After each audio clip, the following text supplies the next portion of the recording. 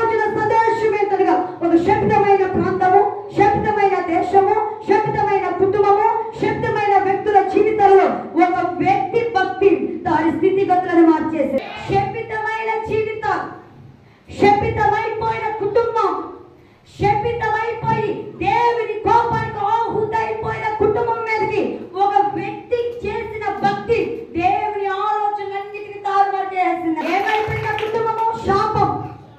ఏ కుటుంబం ఉందండి? చెప్పాలి గట్టిగా.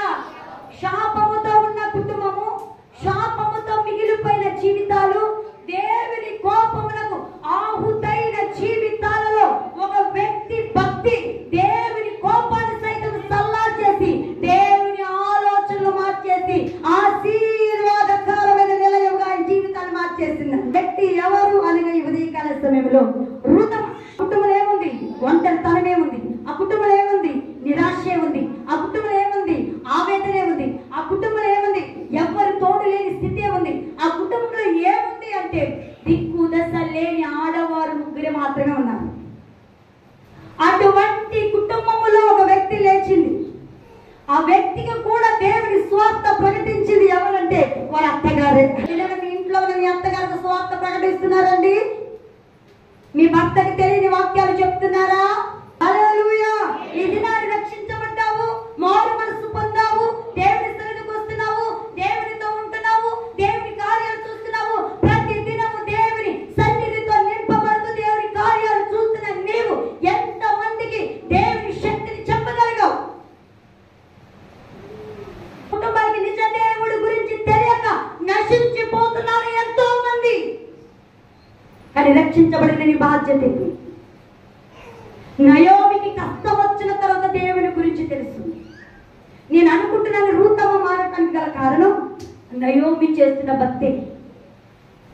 ఆ మోయాబు దేశం వెళ్ళిన ఆ కష్టాలు అనిపించిన మనం చూడండి, దేవునికి దూరం అయిపోయిన ప్రార్థన అంటామా? చేసుకునే ప్రార్థన.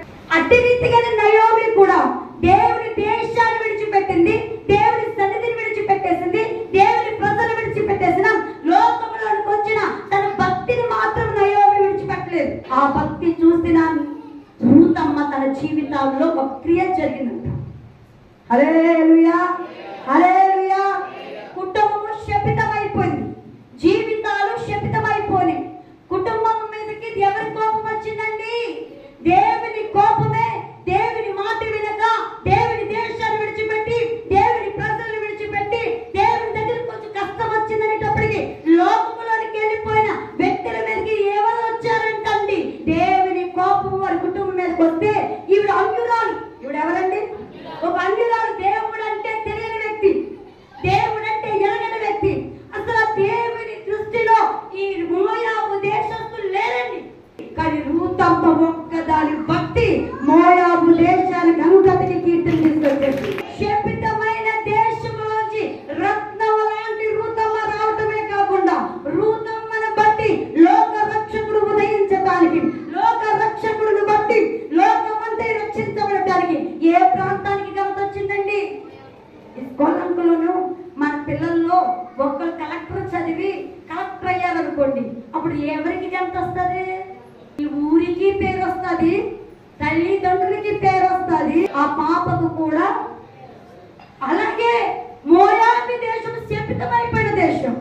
మోయాబు ప్రాంతంలోనికి వెళ్ళి నివసించి సమృద్ధితో ఉండాలనుకున్న నయోమి కుటుంబం కూడా శపితమైపోయింది. చివరికి భర్తలతో బిడ్డలతో హ్యాపీగా ఉండవలసిన భార్యలు ముగ్గురు కూడా అత్త, ఇద్దరు కోడలు సైతం వారి జీవితం శపితమైపోయింది. ఆ శపితమైపోయిన జీవితాన్ని రూతు అనే ఒక స్త్రీని బట్టి దేవుని ఆలోచన సైతం మార్చేస్తారు. ఈ కుటుంబం పైకి లేవగలుగుతున్నారు అందరూ. ఆ పరిస్థితి నయోమి కుటుంబ జీవిత పరిస్థితిని చూస్తే ఈ ముగ్గురు ఆడవాళ్ళు ఏం చేస్తారు అనుకుని ఉండొచ్చు, ఈ ముగ్గురు ఆడవాళ్ళ వల్ల ఏమవుతుంది అనుకోవచ్చు, ఈ ముగ్గురు వల్ల బతుకు ఇంతే అనుకోవచ్చు. కానీ దేవుని దృష్టిని సైతము మళ్ళించేసిందంట రూతమ్మ. అసలు ఇవి చేసిన భక్తి ఏంటి? అంతగా రూతును బట్టి తన దేశానికి, తన అత్త కుటుంబానికి, దేవునికి ఘనత రావడానికి గల కారణాలేంటి? ఆవిడలో ఉన్న లక్షణాలేంటి? ఈ దిన సార్వత్రిక సంఘమైన దేవుని పిల్లలమైన దేవుని బిడ్డలమని చెప్పుకొచ్చిన మనలో కూడా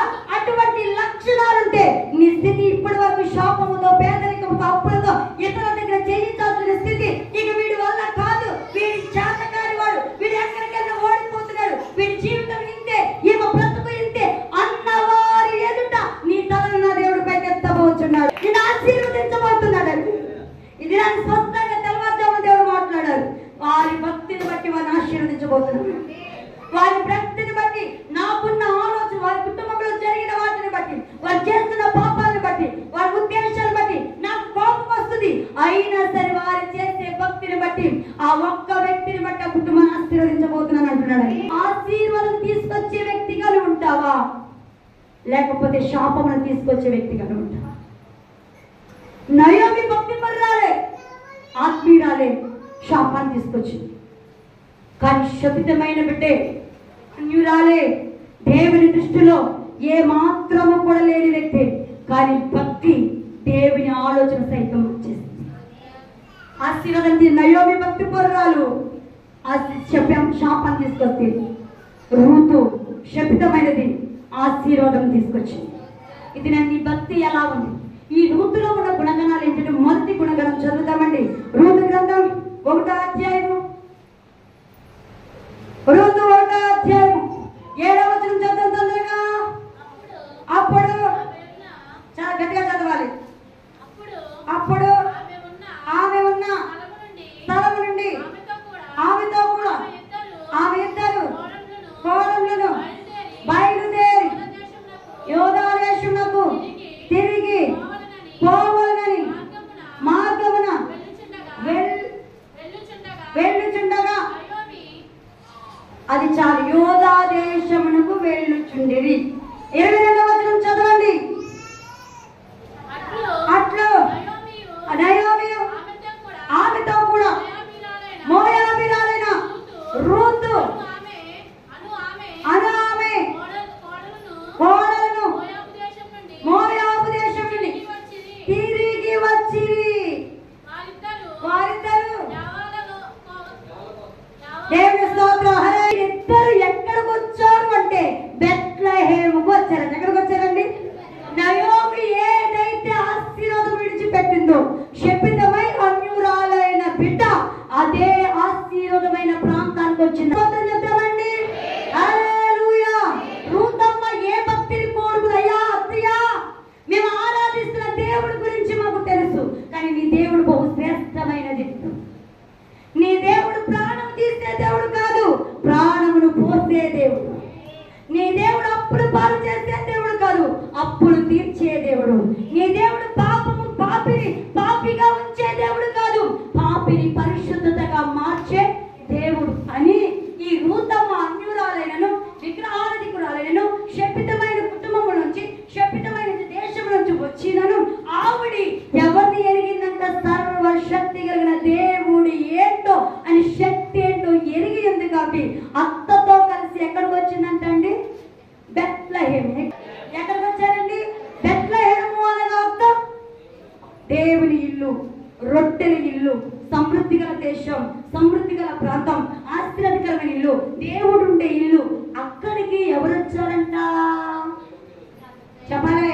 నయోమిని పక్కన. హల్లెలూయా. ఎవరు వచ్చారండి?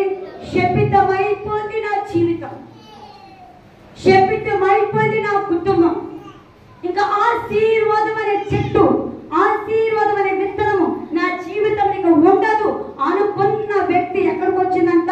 బెత్లెహేము అని దేవుని ఇంటిలో అడుగు పెట్టిందంట. హల్లెలూయా.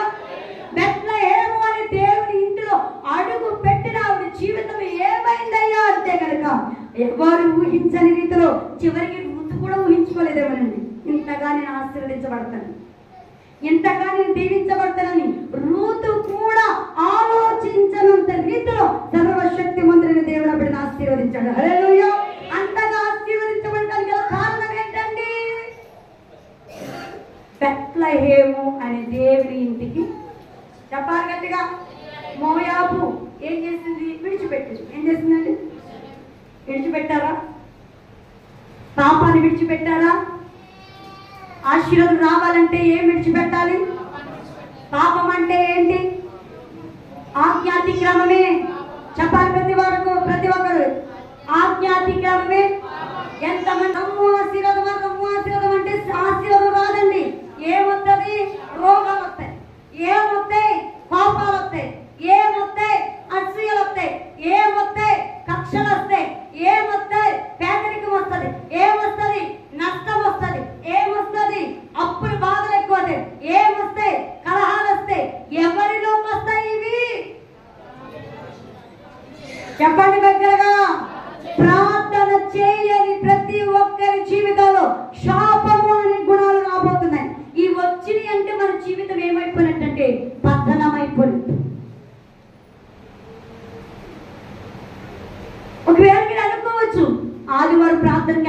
కదా సరిపోతుంది. అమ్మ చేతులు జోడించి చెప్తున్నా, అభిషక్తురాలి నేను ప్రార్థన చేసిన, నాకంటే పెద్దోడు ప్రార్థన చేసిన, మీ వ్యక్తిగత ప్రార్థన జీవితం లేకపోతే మీ జీవితం ఆశీర్వాదకరంగా మార్చదు. ఒకవేళ అప్పుడప్పుడు గడుపునే పోతే ఒక సేవకురాలుగా ప్రార్థన చేస్తే తగ్గిపోవచ్చేమో. రాత్ర వదిన నేనే మాట్లాడుకుంటున్నాం విజ్ఞాపన ప్రార్థనలు ఒక 10 నిమిషాలు. ఆత్మీయ అందరినీ ఆశీర్వదించడు దేవుడు. అందరినీ ఆశీర్వదించేది ఎలా ఉంటుందంటే పైన ఉంటుంది మెట్టు, గాలి తుఫాన్లు వస్తాయి. కానీ నిజమైన భక్తులు ఆశీర్వదించేది ఆకాశము గతించిపోవచ్చు, భూమి గతించిపోవచ్చు, తన తరమైన వెళ్ళిపోవచ్చేమో, కానీ తరతరాల భక్తుని ఆశీర్వాదం భూమి మీద అలా నిలిచే ఉంటుంది. హల్లెలూయా. ఆ ఆశీర్వాదం దేవుడిచ్చి నిత్య ఆశీర్వాదం చూడాలంటే మన ఆత్మీయత లోతైన అనుభవంలోనికి వెళ్ళాలి. ఎక్కడికి వెళ్ళాలండి? యోసేపు చనిపోయినా సరే యోసేపు తరపు వారు ఆశీర్వాదకరంగా ఉన్నారు. యాకోబు చనిపోయినా సరే యాకోబు తరపు వారు ఆశీర్వాదకరంగా ఉన్నారు. అబ్రహాము చనిపోయినా సరే అబ్రహాము తర్వాత తరం వారు ఆశీర్వాదకరం. కేవలం ఒక వ్యక్తి భక్తే. వీరందరూ చేసి కుటుంబాలు భక్తి చేసేవారు లేదు, కానీ ఒక వ్యక్తి మొదట రక్షించబడి ఆ వ్యక్తి నడవడికను బట్టి తర్వాత వారి పిల్లలు, భార్య, మిగిలిన వారందరూ రక్షించబడ్డారు. కానీ మొదటగా రక్షించబడ్డది ఒక వ్యక్తి. మొదటగా దేవుడు మాట్లాడింది ఒక వ్యక్తితోటే. మొదట ఒక వ్యక్తితోటే పని ప్రారంభించింది కూడా ఒక వ్యక్తితోనే. ఆ ఒక్క వ్యక్తి, రక్షించబడిన ఒక్క వ్యక్తి ఖచ్చితమైన భక్తి చేతే, ఖచ్చితమైన ఆత్మీయతలో నడిస్తే నా దేవుడు అంటున్నాడు, రూతును ఎలా అయితే ఆశీర్వదించాను నేను నిన్ను కూడా శాశ్వతమైన ఆశీర్వాదములతో ఆశీర్వదిస్తానంటున్నాడు. హల్లెలూయా. మొదటగా రూతు ఏం చేసిందో తెలుసండి?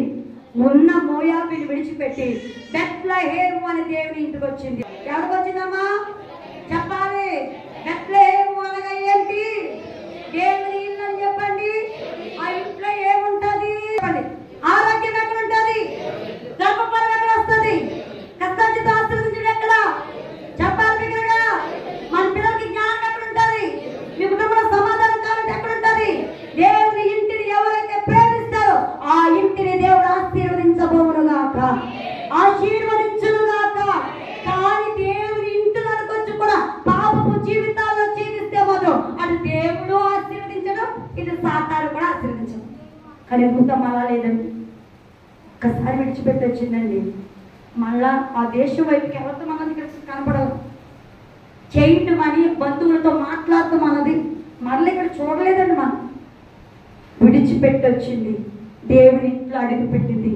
ఆ ఇల్లులో కష్టం వచ్చినా, ఆ ఇంటిలో బాధ వచ్చినా, ఆ ఇంట్లో ఇరుకు వచ్చినా, అనుకున్నది జరిగినా జరగకపోయినా రూతమ్మ మౌనముగా దేవుని ఇంటిలోనే ఉంది. కాబట్టి దేవుడు ప్రపంచానికి ఆశీర్వాదకరమైన కలగా చేస్తాడు. అదే చూసుకుంటే ఆవిడంటే పనివారిని వెంబడించిందంటే. ఏ వారిని వెంబడించింది? 2వ అధ్యాయంలో ఉంటుంది. రూతు గ్రంథం 2వ అధ్యాయము 9వ వచనం ఉంటుంది. ఎవరిని వెంబడించిందంట? ఎవరిని వెంబడించిందంటే రూతమ్మ? చెప్పాలి గట్టిగా, చెప్పాలి గట్టిగా. దేవుని ఇంటిలోకి వచ్చింది. దేవుని ఇంటిలోకి వచ్చిన తర్వాత, దేవుని పొలంలోకి వచ్చిన తర్వాత, దేవుని సన్నిధిలోకి వచ్చిన తర్వాత నా శాపం అంతా పోయేది ఇక్కడే, నా భారం అంతా తొలగేది ఇక్కడే, నా కష్టాలని తీరేది ఇక్కడే. నీ సర్వశక్తి గల దేవుడు నా జీవితంలో ఏదో ఒక అద్భుతం చేస్తాడు అని బెత్లెహేములోకి వచ్చినందుకు విశ్వాసం పెరిగింది. హల్లెలూయా. విశ్వాసం పెరిగిన ఈవిడంట ఎవరు వెనకాలవుతుందంట? చెప్పాలి. ఎంతమంది అయితే సేవకులు ఇటువంటి వాళ్ళైనా వాళ్ళు వెనకాల వారు చెప్పింది చేస్తూ ఉంటే దేవుడు తప్పగా మిమ్మల్ని ఆశీర్వదించబోతుంది. సేవకుడు మాట ఎవరి మాట ఇరువుడే అవుతా తెలుసండి? సర్వశక్తి కలిగిన దేవుని ఆత్మ సేవకుల్లో ఉంటుంది. కాబట్టి ఆత్మతో నింపబడిన సేవకుడి మాట సంఘమైన బిడ్డలమైన మనమందరం వింటే దేవుడిని మొదట సేవకుడు ఎవరి మాట వినాలి? నేను ఆయన మాట వినకపోతే మీరు నా మాట, ఆయన మాట నేను వింటేనే నేను ఆశీర్వదించబడతాను. నేను ఆశీర్వదించబడితేనే మిమ్మల్ని ఆశీర్వదించే బిడ్డగా మార్చబడతాను. మీరు నా మాట వింటే నేను ఎవరి మాట వినాలి?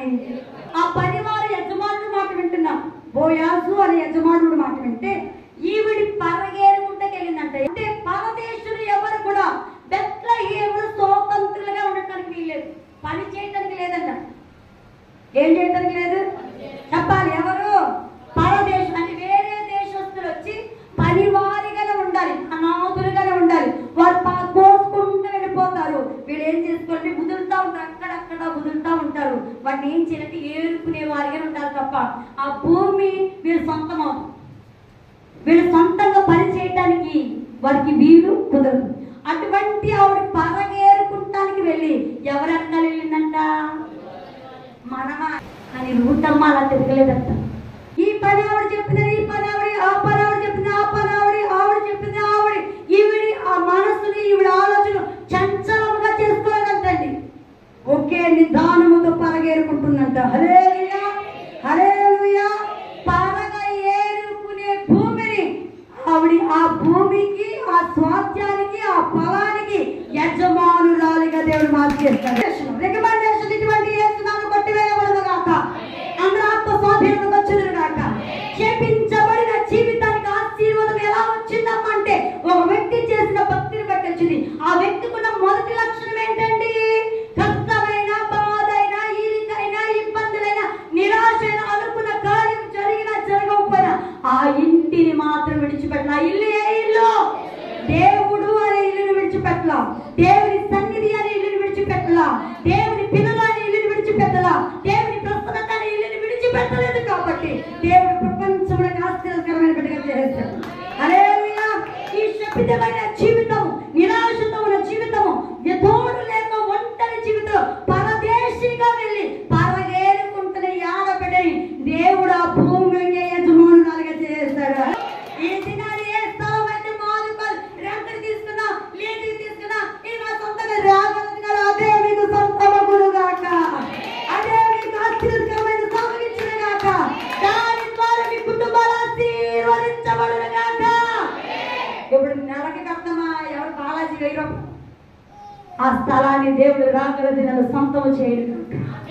లీజులు చేస్తున్న వారికి సొంత పొలాలుగా మార్చబడును గాక. వ్యాపారాలు అంటున్నారు మీరు, కానీ మీరే సొంత వ్యాపారాలు పెట్టుదురు గాక. హల్లెలూయా, హల్లెలూయా. పక్కోడు దగ్గర 10 పైసలు 5 పైసలు పావల వాపవుడు కాదని సొంతంగా మీరే చెరువులు చేయదురు గాక. నా పిల్లల ఆశీర్వాదకరం ఉందిరు గాక. నా పిల్లల దీవెనకరం ఉందిరు గాక. నా పిల్లల వృద్ధి పొందుదురు గాక. అదే నా దేవుడు ఆశ, నా ఆశ కూడా. ఈ దినం వరకు స్వాస్థ్యాలు చేయడం కానీ, వ్యాపారాలు చేయడం కానీ ఆలోచన లేకపోయినా సరే నీకు క్రొత్త ఆలోచనలు ఇచ్చే స్వాస్థ్యాలు చేయడానికి ఆలోచనలు అనుగ్రహించును గాక. ఆ శక్తి బలానికి అనుగ్రహించును గాక. హల్లెలూయా, హల్లెలూయా. పరగేరుకుంటకెళ్ళిన ఆడపిల్ల గడ్డ ఆ పరగేరుకున్న భూమిని స్వాస్థ్యముగాను, ఆ భూమికి యజమానురాలుగా దేవుడు చేసేసాడంటే. హల్లెలూయా. ఎందుకు ఆ భూమిని, ఆ పొలానికి యజమానురాలుగా చేస్తాడు దేవుడు అంటే వెంబడించిందంటే నమ్మకంగా. ఏం చేస్తున్నామా? నమ్మకమైన వారికి దీవెనలు మెండుగా వచ్చు. నీతిమంతుల తల మీదకి ఆశీర్వాదం వచ్చు. యెహోవా యందు భయభక్తులు కలిగిన వారు ఇలా ఆశీర్వదించబడతారు. యెహోవా యందు భయభక్తులు కలిగి ముందు చిన్నవారైనా పెద్దవారైనా దేవుడు ఆశీర్వదిస్తాడు. అయితే నీవు నేను మొదటగా దేవుని ఇంట్లోనే ఉండాలి సుమా. ఆ ఇల్లు, ఆ కాపుదలు దాటి వెళ్తే ఆశీర్వాదం చూడలేము. శాపం అలాగే ఉంటుందండి. శాపం ఆడితే మన కుటుంబం తాండబడుతుందండి. శాపం ఇప్పటి వరకు ఉంది చాలండి. ఇంకా మన కుటుంబాలకు వద్దండి, మన జీవితాలకు వద్దండి. ఈ అమ్మనే శాపం, వ్యాధనే శాపం, ఇబ్బందులనే శాపం, ఇరుకనే శాపం, పాపం అనే శాపం, ఈ శాపపు కాదులను ఈ దినము విడవబడును గాక. వెలుగు కొట్టబడును గాక. దేవుని ఇంటిలోకి వచ్చిన మన చుట్టూ దేవుని కలిసి ఉండరు గాక. రూతును ఆశీర్వదించిన దేవుడు మిమ్ములను, మీ కుటుంబాన్ని ఆశీర్వదించిన గాక. నమ్మకమైన ధైర్యం తెచ్చుకో, నమ్మకమైన ధైర్యం తెచ్చుకో. దేని విషయం చింతపడకు. నీ చింత యావత్తును దేవుని మీద వేయి. రూతమ్మ తన చింత వ్యాధన దేవుని మీద వేసింది కాబట్టి రూతమ్మను దేవుడు ప్రపంచములకు ఆశీర్వాదకరం చేసిన రీతిగా నిన్ను కూడా, నీ కుటుంబాన్ని కూడా, నీ దేశములో, నీ ప్రాంతములో, బంధువులలో, ఆత్మీయులలో, సంఘాలలో మిమ్మల్ని కూడా ఆశీర్వాదకరంగా చేయునుగాక. మొదటగా ఎలా ఆశీర్వదించబడ్డది ఆవిడ? దేవుని ఇంటిలో ఉండటమును బట్టి ఆశీర్వదించబడ్డారు. రెండోది దేనికి ఆశీర్వాదకరంగా ఉన్నది? పనివారు వెనకాల సేవకుడు వెనకాల, దేవుడు వెనకాల, దేవుడు చెప్పిన విధము వెనకాల నమ్మకముగా వెళ్ళింది, వెంబడించింది కాబట్టి ఆశీర్వదించబడ్డారు. మూడోది చూసుకుంటేనండి, సత్ ప్రవర్తన కలిగిన వ్యక్తి అంట. ఏ ప్రవర్తన కలిగిన వ్యక్తి? సత్య ప్రవర్తన అంటే ఏంటి? మంచి. మనకి ఎవరికిలో కూడా చెడ్డ ప్రవర్తన ఉండటానికి వీలు. నేను దైవ సంఘమా, దైవ జనగమా, మనకు పిలుపునిస్తున్నాను. మన సంఘానికి మన జీవితంలోనే కాదు ఆశీర్వాదం, పక్కోడు కూడా ఆశీర్వదించబడాలి. మన ఆశీర్వాదం మన సంఘంలో ఒక బిడ్డ పేదగా ఉందంటే ఆ పేద బిడ్డకి ప్రేమతో కాదండి, చెయ్యూతలతో సహాయం చేసి లేపే సంఘంగా ఉండాలి. హల్లెలూయా. మనం ఉన్నది 10 మంది కుటుంబాలే, కానీ ఒక కుటుంబం పేద స్థితిలో ఉందా, ఒక్కొక్క రూపాయి వేసుకుని ఆ బిడ్డని ఏం చేయాలి? మనకుంది కాబట్టి. అలాగని అప్పు చేసి మంటాలా? నీకున్న దాంట్లో నీ పుంజుకిని కొంత 1 రూపాయి, 10 రూపాయలు ఉంది, 1 రూపాయి ఆ బిడ్డకి పెట్టామనుకోండి, అక్కలతో అలవటించదు కదా. ఇది సత్ప్రవర్తన, మంచి. ఈ బిడ్డ అంటాడు, ఎవరొస్తులు ఎంతో మంది ఉన్నారంటే పొలంలో, ఎవరి బిడ్డలేంటి, లోకస్తులేంటి, ఎంతో మంది ఉంటే దీని ప్రవర్తన అంట, సత్ప్రవర్తన అంటండి మారలేదంట. ముందు ప్రవర్తన కంటే వెనకంటే ప్రవర్తన మరీ ఎక్కువగా ఉందంట మంచి ప్రవర్తన. నేను ఆశీర్వదించబోతున్నాను, నీ పనిని ఆశీర్వదించబోతున్నాడు, నీ జీవితాన్ని ఆశీర్వదించబడుతున్నాడు, నీకు మేలు చేయబోతున్నాడు. రూతుని ఏ రీతిగా ఆశీర్వదించి ప్రపంచానికి ఇప్పటికీ సంవత్సరాలైన మనకు చెప్పుకునే జీవిత చరిత్రలో ఒక శ్రేష్టమైన జీవిత చరిత్రగా ఏ రీతిగా నిలిపాడు, నిన్ను కూడా తరతరాలు అటువంటి ఆశీర్వదకరమైన బిడ్డగా దేవుడు చేస్తాను అని వాగ్దానం చేస్తున్నారు. కాబట్టి అటువంటి కృప మనందరికీ దయచేయును గాక.